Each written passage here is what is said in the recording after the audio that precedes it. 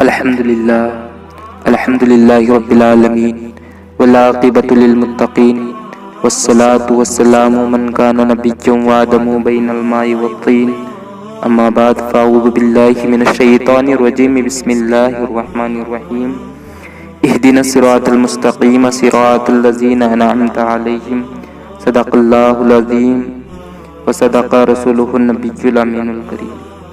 حضرات محترم، میں نے جو آیت کریمہ تلاوت کرنے کا شرف حاصل کیا ہے اس کا ترجمہ یہ ہے: اے اللہ ہمیں سیدھا راستہ چلا، راستہ ان لوگوں کا جن پر تیرا انعام ہے۔ برادران ملت اسلامیہ، اور میرا ٹاپک آج کا یہ ہے کہ مسلمانوں کا فیوچر کیا ہے۔ What is the future of Muslim? مسلمانوں کا فیوچر کیا ہے؟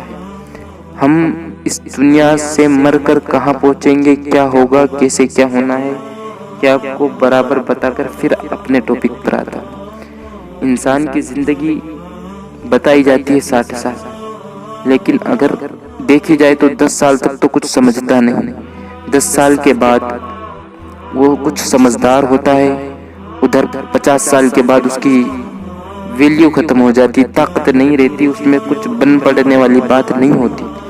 یعنی لگ بھگ جو مین عمر ہے وہ 40 سال انسان کی کام کی رہتی ہے، باقی عمر کچھ کام کی نہیں ہوتی۔ تو جو 40 سال کی عمر ہے، اس کے بعد یا اس سے پہلے کبھی بھی جب اس کی موت لکھی انسان مر جاتا ہے، قبر میں پہنچتا ہے، سوالات ہوتے ہیں۔ سوالات کیا ہوتے ہیں اور کون پوچھنے آتے ہیں؟ منکر نکیر نام کے 2 فرشتے زمین چیرتے ہوئے جیسے مردے کو لیٹاتے ہیں، 40 قدم لوگ دور ہوتے ہیں سوال کے لیے مردے کے پاس۔ وہ فرشتے اپنی زمین کو اپنے دانتوں سے چیرتے ہوئے آتے ہیں اور بندے کو جھنجھوڑ کر سوال کرتے ہیں: من ربک ما دینک ما کنت تقول فی ھذا الرجل۔ یہ سوالات ہوتے ہیں۔ اس کے بعد اس کو کیا جزا دینی ہے، کیا سزا دینی ہے، اللہ طے کرنے والا ہے۔ اس کے بعد قیامت قائم ہوگی۔ وہ کب قائم ہوگی اللہ جانے، اللہ کا رسول جانے۔ اس کی نشانیاں تو بہت ساری ظاہر ہو چکی۔ قیامت قائم ہوگی، حشر کا میدان قائم ہوگا۔ اس کے بعد جنتیوں کو جنت میں ڈال دیا جائے گا، جہنمیوں کو جہنم میں ڈال دیا جائے گا۔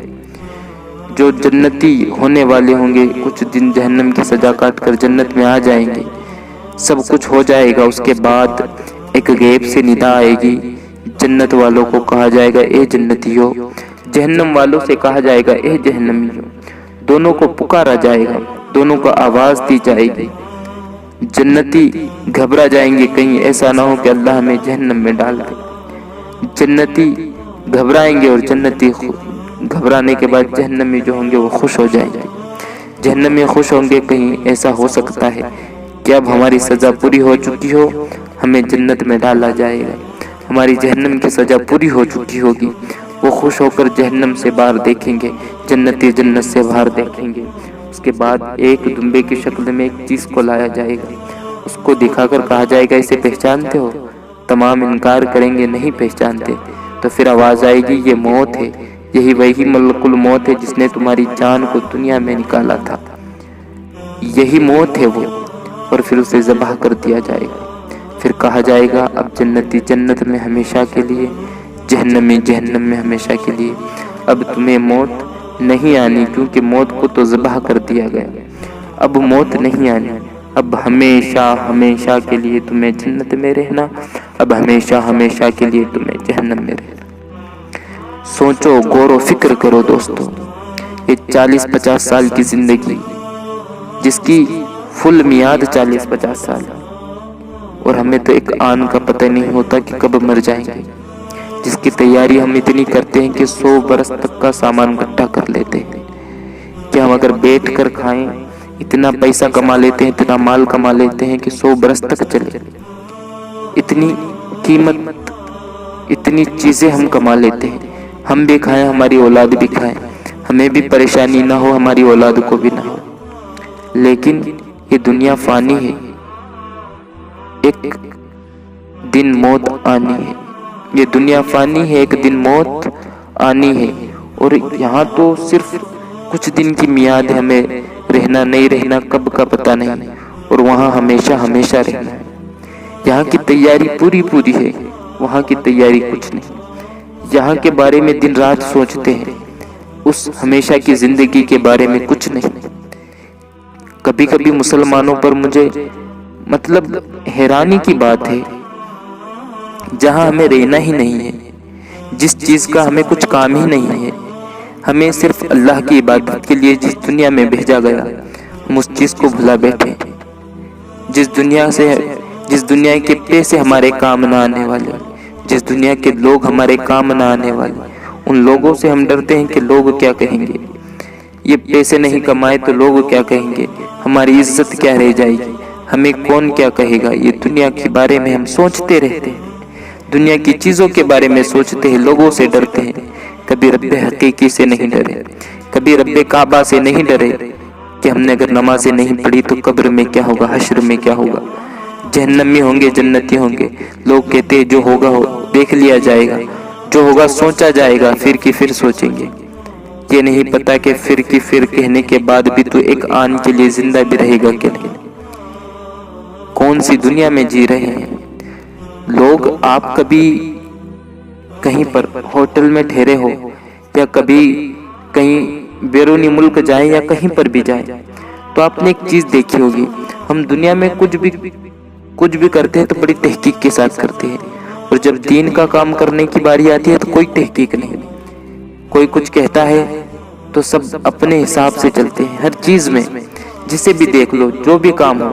جب دین کا کام ہو تو ہم کچھ جاننے کی کوشش نہیں کرتے، شریعت کی بات کو جاننے کی کوشش نہیں کرتے، قرآن و حدیث کی بات کو سمجھنے کی کوشش نہیں کرتے، اور دنیا کی باتوں میں دیکھو، غور کرو، سمجھنے کی کوشش کرو، دنیا داروں سے کچھ درس لو، اور پھر اس چیز کو دین میں آزما کر دیکھو تو تمہاری کامیابی نظر آئے گی۔ حضرات محترم، اس بات کو کبھی آپ نے غور نہیں کیا ہوگا کہ جب آپ کسی ہوٹل میں جائیں تو آپ سے کیا مانگا جاتا ہے پروف کے لیے؟ I D proof who, Aadhaar card, PAN card, جو بھی کوئی ایسا پروف دے، لکھے، سائن کرے۔ ان سے پوچھنا کبھی کہ یہ کیوں کر رہے ہو اتنی فیسیلیٹی۔ اگر ہندوستان میں کہیں پہ جائے تو وہاں پر بھی سب کچھ لکھا جاتا ہے، تو ان سے کہو کہ ہم تو آپ کے ملک کے ہیں، ایسا کرنے کی کیا ضرورت ہے؟ تو کہیں گے سیفٹی فرسٹ، سیفٹی پہلے ضروری ہے، ہمیں پہلے تحقیق کرنی ہوگی ہر چیز کی، ہمیں کیا بھروسہ تمہارا۔ تو میرے دوستو، یہ تو دنیا ہے، وہاں پر اتنی تحقیق ہے، اور دین کے معاملوں میں بغیر تحقیق کے ہم ہر کسی کے ہاتھوں پر بیعت کر لیتے، ہر کسی کو اپنا رہبر بنا لیتے، ہر کسی کو اپنا ماوا ملجا بنا لیتے۔ کبھی دین کے بارے میں نہیں سوچا کہ شریعت بھی ہے، قرآن و احادیث بھی ہے، شریعت کیا کہتی ہے اس کے بارے میں، جس کے ہاتھ پر ہم بیعت کرنے والے ہیں، شریعت کیا کہتی ہے ان کے بارے میں؟ ہم نے کبھی نہیں سوچا، کیونکہ ہم صرف دنیا کے بارے میں سوچتے ہیں، دین کے بارے میں کبھی نہیں سوچا۔ ہم صرف اس دنیا فانی کے بارے میں سوچتے ہیں، آخرت کے بارے میں کبھی نہیں سوچتے۔ ہم ایسوں کو پیر بنا لیتے ہیں جو شریعت کی مخالفتیں کرتے ہیں، ایسوں کو پیر بنا لیتے ہیں جو اپنے آپ کو اہل رسول کہتے ہیں۔ ایک اور آپ کو فارمولا دے کر میں آپ کو بتاؤں کہ اگر آپ کوئی موبائل فون خریدیں تو اگر آپ کو کہہ دیا جائے کہ ایپل کا ہے، بغیر سوچے سمجھے اٹھا لا، اور پھر بعد میں پتا چلے ایپل کا صرف ٹیٹو لگا ہوا تھا، موبائل باقی چائنا کا پکڑا دیا، دوسری کمپنی کا پکڑا دیا، تو دل پر کیا لگے گی؟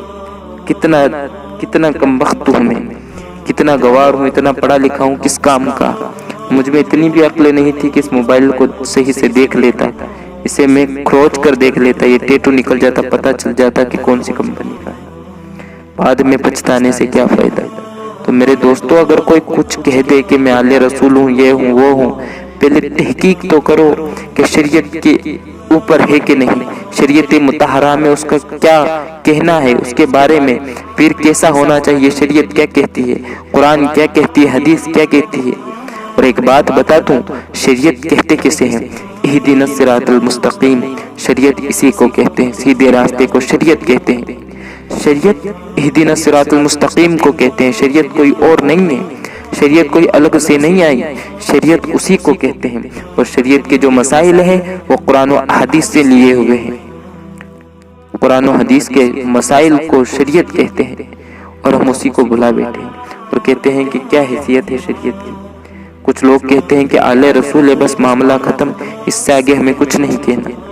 میرے دوستو، امام حسین کربلا کے میدان میں شریعت ہی کے لیے گئے تھے، ان کا کوئی ذاتی معاملہ نہیں تھا، صرف مصطفیٰ کی شریعت کو بچانے کے لیے۔ وہ کربلا کے میدان میں پہنچ چکے تھے، اپنی اولاد کو قربان کر دی، اپنی اولاد کو قربان کر دی، اپنی جان خطرے میں ڈال دی، خود قربان ہو گئے شریعت مصطفیٰ کے لیے۔ تو حسین نے یہ بتا دیا کہ حسین نے اپنا سر دے کر یہ ثابت کر دیا کہ مصطفیٰ کی شریعت کتنی افضل ہے، کتنی اعلیٰ ہے، کہ جب اس شریعت پر کوئی انگلی اٹھائے، اس کے خلاف جائے، چاہے میری آل سے ہو، کوئی ہو، تم اس کی پیروی نہ کرنا، بلکہ اگر کوئی ایسا ہو جو شریعت کے لیے اپنی جان دینے کے لیے قربان ہو، شریعت کے خلاف کام نہ کرتا ہو، تو وہ یقیناً تمہارا رہبر ہے، وہ یقیناً تمہارا رہبر بننے کے قابل ہے۔ حضرات محترم، ہم پکے حسینی ہیں، جو حسین نے ہمیں درس دیا اس پر عمل کرنے والے ہیں، اور جو ہم اللہ سے دعا کرتے ہیں نا ہر نماز میں، اے اللہ ہمیں سیدھا راستہ چلا، اہدنا الصراط المستقیم، وہ سیدھا راستہ شریعت مطہرہ ہے۔ تو پہلے شریعت پر عمل کریں، جب شریعت پر عمل پیرا ہو جائیں گے تب جا کر آگے کی سوچے، کیونکہ ہمیں دنیا میں کچھ دن کے لیے رہنا ہے، اس کے بعد موت آنی ہے، یہ دنیا تو فانی ہے، پھر موت آنی ہے اور ہمیشہ پھر زندہ رہنا ہے۔ تو اس لمبی زندگی کے بارے میں سوچے، یہ کچھ دن کی زندگی کے بارے میں نہ سوچے۔ خدا را ایسی غلطی نہ کرے آئندہ کہ شریعت مطہرہ کے خلاف اگر کوئی دکھتا ہو تو نہ اسے پیر مانے، نہ اسے اپنا رہبر مانے، نہ وہ کوئی عالم دین ہو، چاہے جو بھی ہو، کوئی عالم ہو، فاضل ہو، مفتی ہو، جو بھی ہو، اگر شریعت مصطفیٰ کے خلاف ہے تو وہ ہمارا کچھ نہیں، ہمارا ان سے تعلق کچھ نہیں۔ اور اگر تمہیں اہل حق جاننا ہے تو صرف اتنا جان لینا کہ وہ کیا مسلک اعلیٰ حضرت پر پوری طرح قائم ہے۔ اگر جو مسلک اعلیٰ حضرت پر پوری طرح قائم ہوگا وہ یقیناً شریعت مطہرہ پر بھی پوری طرح قائم ہوگا، کیونکہ اعلیٰ حضرت نے اتنی سختی سے جو کام شریعت کے خلاف ہے ان کو منع کیا ہے، سختی کے ساتھ منع کیا ہے، اور جو حرام ہے اسے سختی سے حرام بتایا ہے۔ تو یقیناً مسلک اعلیٰ حضرت پر چلنے والے کبھی غلط نہیں ہو سکتے، لیکن جو صحیح میں چلنے والے ہیں، صرف نام کا فائدہ اٹھانے والے ہیں، اس چیز پر عمل کرنے والے بھی، اگر کوئی اپنے آپ کو رسوی کہتا ہے تو اس چیز پر عمل کرنے والا ہو، پھر وہ رہبر ہے، ورنہ اعلیٰ حضرت کا نام یوز کرنے والے تو کئی ہیں کہ ہم بریلوی ہے، اعلیٰ حضرت کو ماننے والے ہیں۔ تو اللہ تبارک و تعالیٰ ایسے لوگوں سے ہماری حفاظت فرمائے جو شریعت مصطفیٰ کے خلاف ہے، اور ہمیشہ ہمیں مصطفیٰ کی شریعت کے مطابق بولنے اور مصطفیٰ کی شریعت پر عمل کرنے کی توفیق عطا فرمائے، اور ہم سے اگر کوئی غلطیاں، خامیاں، کوتاہیاں ہو جائے تو اپنے حبیب کے فضل و کرم سے اور اپنے حبیب کے صدقے معاف فرمائے۔ السلام علیکم ورحمۃ اللہ وبرکاتہ۔